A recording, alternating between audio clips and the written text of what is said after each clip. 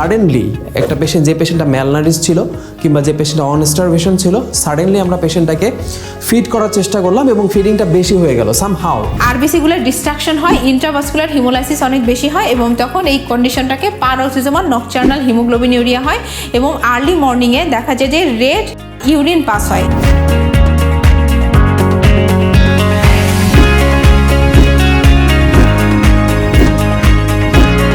আপনার 5 to 15 bit সে উপরে যেতে পারে অথবা নিচে নামতে পারে। যখনই 15-এর বেশি হবে তখনই কিন্তু আপনার প্যাথোলজি অথবা অন্য কোনো প্রবলেম ধরে নিতে হচ্ছে। তাহলে সবচেয়ে বেশি হয় টিউবে, মানে ফ্যালোপিয়ান টিউবে। এর মধ্যে ফ্যালোপিয়ান টিউবে সবচেয়ে বেশি হয় অ্যাম্পুলাতে।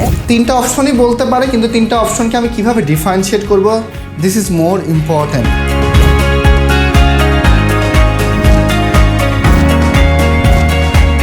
কিন্তু এরা সবসময় চায় গ্রেডিয়েন্ট কততে মেনটেন করতে, 200। আবার এখান থেকে সলিউট মেডুলাতে যাবে, আবার সলিউট মেডুলাতে যাবে, ওর অসমোলারিটি আরও কমতে থাকবে। তারপরেও তার হাইপার প্যারাথাইরয়েডিজম আছে। এই হাইপার প্যারাথাইরয়েডিজমটা আমরা কি বলবো, প্রাইমারি তো বলবোই না, সেকেন্ডারি বলবেন, কারণ সেকেন্ডারি হইতে হলে অবশ্যই কিডনি ড্যামেজ থাকা লাগবে। কিডনি তো ড্যামেজ নাই।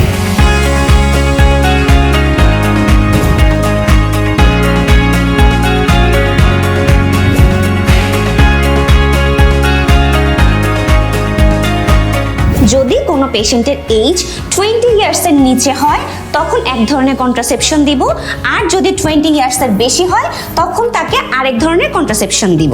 এখন এই যে পেশেন্টের যে টিটেনিটা তো আমরা ট্রায়ালটা দেখলাম, কিন্তু পেশেন্টের যদি ল্যাটেন্ট টিটেনি থাকে আমরা সেটা কিসের মাধ্যমে, কোন সাইনের মাধ্যমে ডায়াগনোসিস করব? This is important for SBA.